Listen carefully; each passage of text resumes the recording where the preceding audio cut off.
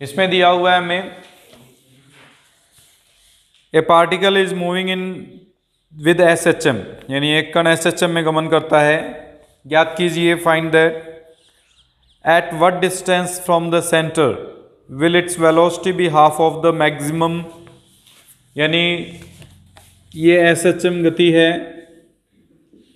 इस SHM गति के अंदर किस बिंदु पर या कितनी दूरी पर, इसके अंदर से कितनी दूरी पर कण का जो वेग होगा वो अधिकतम वेग का आधा होगा, यह हमें पूछा गया सबसे पहले पार्ट में।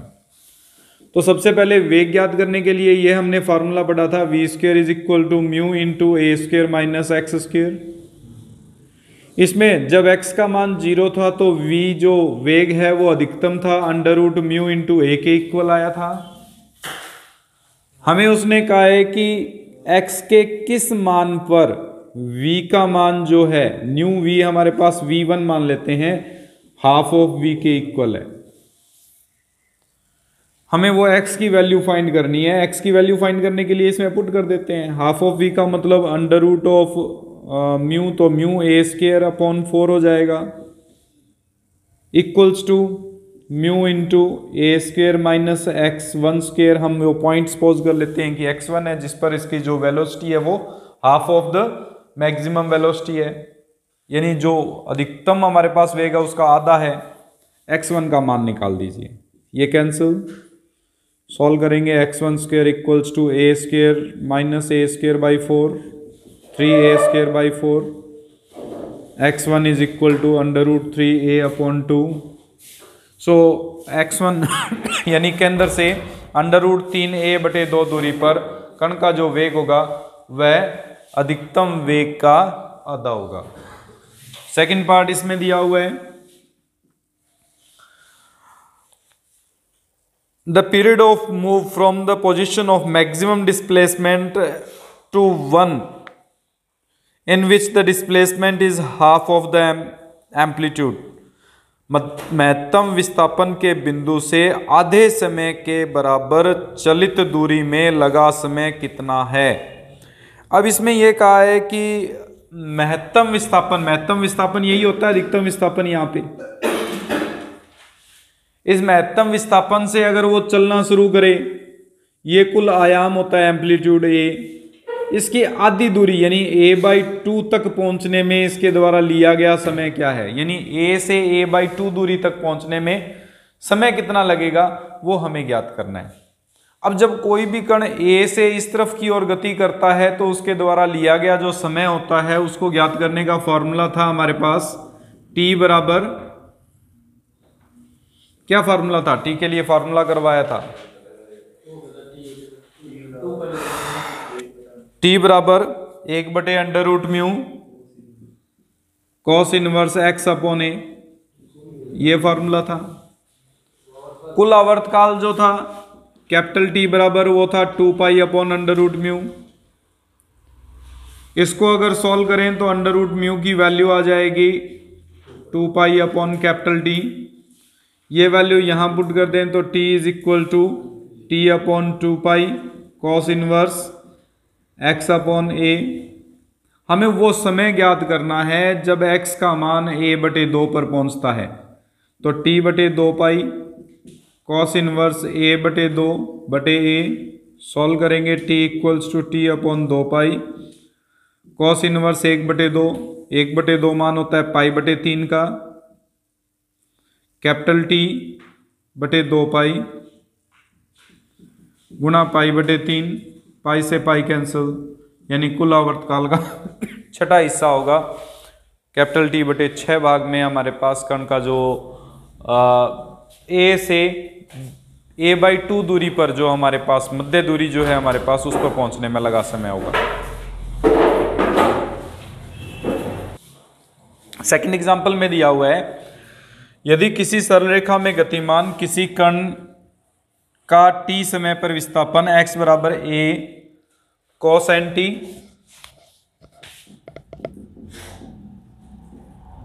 Plus b sin nt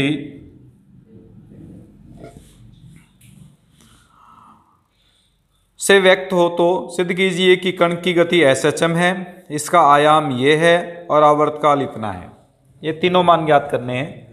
SHM के लिए सबसे पहले हम dx/dt निकालेंगे। ये बन जाएगा -an sin nt plus bn cos nt। एक बार और समाकलन करेंगे, -an² cos nt plus bn² -bn² sin nt। -n² common, बाकी जो पार्ट बचा वो x में कन्वर्ट हो गया। इसका मतलब त्वरण जो है वो x के समानुपाती है, और माइनस में है, इसका मतलब केंद्र की ओर है, अर्थात कण की गति SHM है। SHM गति के लिए ही हमारे पास ये नियम लगता है, x डबल डॉट बराबर माइनस म्यू इंटू एक्स होता है, या म्यू की जगह क्या आ गया n²। यहां पे हमारे पास जो म्यू है उसकी वैल्यू आ गई हमारे पास माइनस का n²। माइनस नहीं आएगा क्योंकि जो हमारे पास समीकरण होती है वो हमारे माइनस का म्यू इंटू एक्स होती है, तुलना करेंगे म्यू की वैल्यू n² आ जाएगी। आवर्तकाल सूत्र क्या था, कैपिटल T बराबर 2π/√μ, वैल्यू रखेंगे तो 2π/n, जो हमें ज्ञात करना था एक पार्ट। आयाम निकालना है हमें, आयाम निकालने के लिए 2π/n सही है, प्रूफ करना था 2π/n। आवर्तकाल निकाल के बाद में हमें आयाम भी ज्ञात करना है। आयाम ज्ञात करने के लिए आयाम का मतलब क्या था, अगर कोई कण SHM गति करता है तो केंद्र से इस बिंदु A पर जब पहुंचेगा तो वो उसका आयाम होगा, O से A तक की दूरी। अगर O से A तक की दूरी होगी तो A पर जो आयाम होगा यानी A पर जो वेग होगा वो 0 होगा। अगर A पर वेग 0 होगा तो हम क्या करते हैं, जो वेग निकाला हमने dx/dt, उस dx/dt के इक्वल में 0 पुट कर देते हैं बिंदु A पर। अगर x की वैल्यू 0, dx/dt की वैल्यू 0 पुट करते हैं तो ये बन जाएगा an sin nt बराबर bn cos nt। n से n कैंसिल, sin nt के अपॉन में cos nt लेके आएंगे तो tan nt equals to b/a बन जाएगा। इससे cos nt की वैल्यू निकाल सकते हैं, क्योंकि हमारे पास ये लंब बटे आधार है, हमें चाहिए लंब बटे कर्ण, तो लंब बटे कर्ण निकाल लेंगे। इसी प्रकार sin nt की वैल्यू पहले sin nt की वैल्यू निकाल लेते हैं, फिर cos nt। यहाँ पे cos nt की वैल्यू निकाल लेते हैं, जो a² प्लस b² हो जाएगा। ये sin nt और cos nt की वैल्यू अगर x में पुट करते हैं तो आयाम आ जाएगा, क्योंकि x मूल बिंदु से विस्थापन था, मूल बिंदु से जो विस्थापन था वो x से व्यक्त किया जा रहा है। इसमें वैल्यू पुट करें तो ये बन जाएगा a² upon √a² plus b² upon √a² plus b²। Solve करेंगे तो x बराबर √a² प्लस b² आ जाएगा, जो कि हमारे पास अधिकतम आयाम होगा।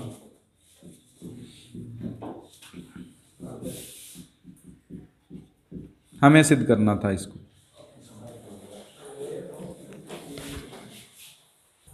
एग्जाम्पल 3 में दिया हुआ है, यदि एक कण केंद्र O से दोनों ओर t आवर्तकाल की SHM को करे और वह किसी बिंदु P जिसके लिए OP बराबर B में से OP की दिशा में वेग v से गुजरे, तो सिद्ध कीजिए कि वह पुनः P पर t/π tan इनवर्स vt/2πb समय के पश्चात लौटेगा। यहां हमें ये दे रखा है, एक कण है वो SHM गति कर रहा है दो बिंदुओं के मध्य, इसका आवर्तकाल हमें दिया हुआ है जो है t। हमें पता है आवर्तकाल t upon under root mu होता है 2 पाई बटे अंडर रूट म्यू, जिससे अंडर रूट म्यू की वैल्यू निकाली जा सकती है 2 पाई बटे कैपिटल T, जिसका उपयोग इसमें करेंगे हम। यहां पर एक बिंदु P है, इस P बिंदु की O बिंदु से दूरी B है। मान लेते हैं कि इसका आयाम स्मॉल a है। इस P बिंदु पर इसका वेग ज्ञात करने का सूत्र किया था v स्क्वायर बराबर mu into a square minus x square से। तो v स्क्वायर बराबर mu into a square minus B square से व्यक्त हो जाएगा।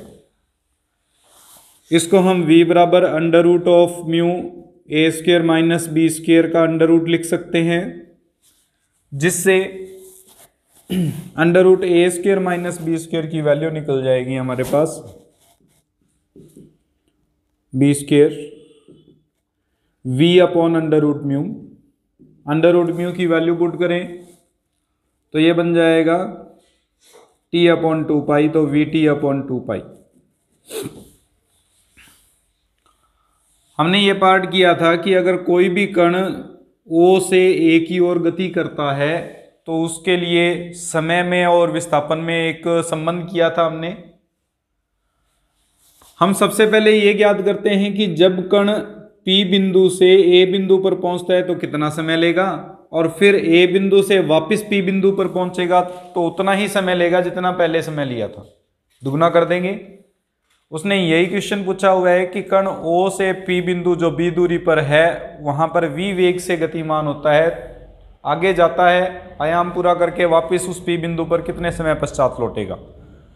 तो P बिंदु पर वापस लौटने का समय ज्ञात करने के लिए हम क्या करते हैं, पहले P से A तक के लिए समय ज्ञात कर लेते हैं, उसका दुगना कर देंगे तो वापस P तक पहुंचने का समय आ जाएगा। P से A तक का समय ज्ञात करने के लिए दो मेथड है हमारे पास। एक मेथड हम v का मान dx बाई dt से इससे परिभाषित करते हुए फिर उसको समाकलन कर लें।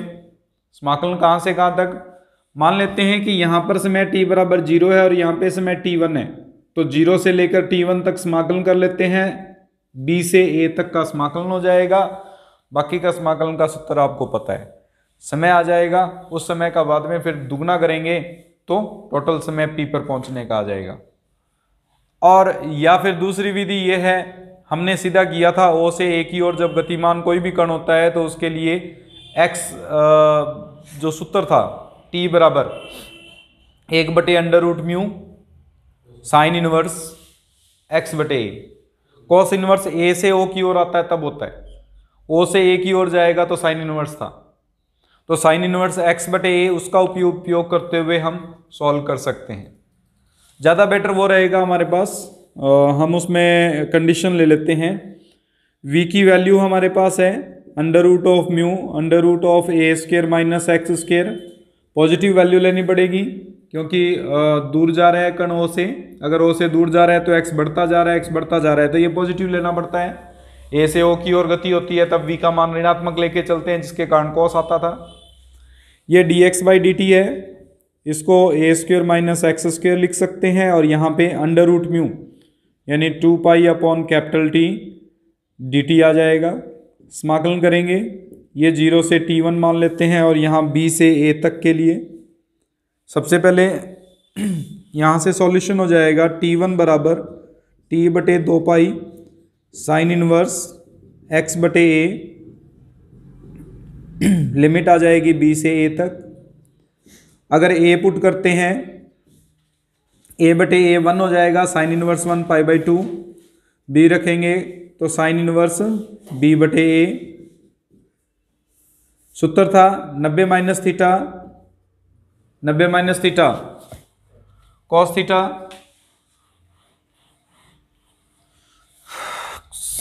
तो ये बन जाएगा आपके पास t1 बराबर t बटे 2 pi into cos inverse of b बटे a, साइन इनवर्स में pi by 2, cos inverse pi by x plus sign inverse x की वैल्यू पाई बाई 2 थी, pi by 2 minus sign inverse x जो है वो cos inverse x में change हो जाएगा। हमें वापस P पर पहुंचने का समय चाहिए, अगर वापस P पर पहुंचने का समय ज्ञात करते हैं तो वो दुगना हो जाएगा T1 का। T1 का दुगना करेंगे तो T upon 2 pi cos inverse of B upon A, पाई रह जाएगा, 2 से मल्टीप्लाई किया हमने। लेकिन हमें जो आंसर चाहिए उसमें 10 में चाहिए, ये जो हमने निकाला है वो कॉस में है। अगर कॉस में है 10 में चाहिए तो इसको चेंज कर लेते हैं 10 इनवर्स में। ये हमारे पास है परपेंडिकुलर अपॉन हाइपोटेनियस यानी आधार बटे कर्ण, हमें चाहिए लंब बटे आधार। अगर लंब बटे आधार निकालेंगे तो वो बन जाएगा under root of A square minus B square upon B. Under root A square minus B square की वैल्यू निकाली थी हमने, सब्सटीट्यूट कर दो, आंसर है 10 inverse of V T upon 2 pi B.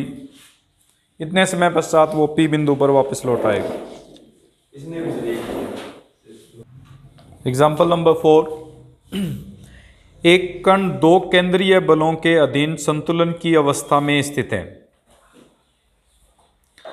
ये बल सीधे दूरी के समानुपाती हैं और इनकी तीव्रताएं म्यू तथा म्यू डैश है। यदि कण को बल केंद्र में से एक की ओर थोड़ा सा विस्थापित कर दिया जाए तो सिद्ध कीजिए कि लघु आवर्तकाल जो दिया गया है वो होगा। सबसे पहले सवाल समझ लेते हैं। एक कण है वो दो केंद्रीय बलों के अधीन साम्यावस्था में है। मान लो हमारे पास ए डैश और ए कोई भी दो बिंदु हैं जिनके बीच में एक कण B है जो साम्यावस्था की स्थिति में है। साम्यावस्था का मतलब संतुलन की स्थिति, संतुलन का मतलब है कि दोनों तरफ जो बल लग रहा है वो समान है। यहां पे अगर दोनों तरफ लगने वाला बल समान है, मान लो इस कण का जो द्रव्यमान है वो m है और इस पर जो लगने वाला त्वरण है वो इससे दूरी के समानुपाती है, सीधे दूरी के समानुपाती है। वो कह रखा है उसने, ये कहा है कि इन पर लगने वाला जो बल है वो इनसे दूरी के समानुपाती है। यानी F, अगर इस तरफ जो बल लग रहा है वो F1 है और इस तरफ जो बल लग रहा है वो F2 है, मान के चलते हैं। तो F1 और F2 एक तो हमें दिया हुआ है कि बराबर है और बल जो होता है वो हमेशा इससे दूरी के समानुपाती दिया हुआ है। एक तो द्रव्यमान गुणा त्वरण होता है और त्वरण का जो मान है तीव्रता म्यू होने के कारण मान लेते हैं कि ये जो B से A तक की दूरी है वो स्मॉल a है और A डैश से B की तक की दूरी जो है वो कितनी है, A डैश है। तो F1 जो होगा वो m इंटू म्यू ए के बराबर होगा, जबकि F2 जो होगा वो m into mu dash A dash के बराबर होगा। उसने तीव्रताएं म्यू और म्यू डैश के रूप में दे रखी हैं। हमने मान ली कि B बिंदु की A और A डैश से दूरी है वो A और A डैश है, स्मॉल a और स्मॉल a डैश है। प्रश्नानुसार ये दोनों बराबर दिए हुए हैं। यहां तक कोई डाउट हो तो बोल दो।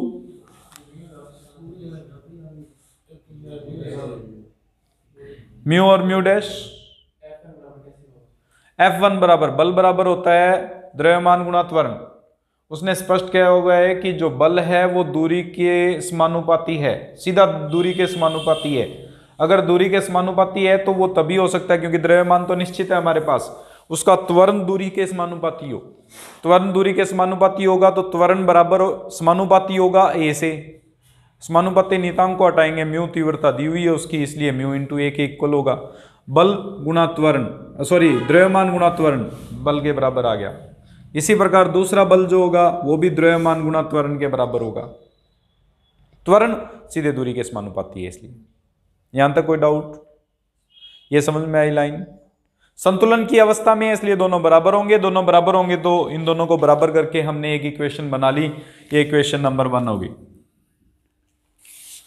अब उसने क्या कहा है, इसको थोड़ा सा किसी एक और विस्थापित करके छोड़ रहे हैं।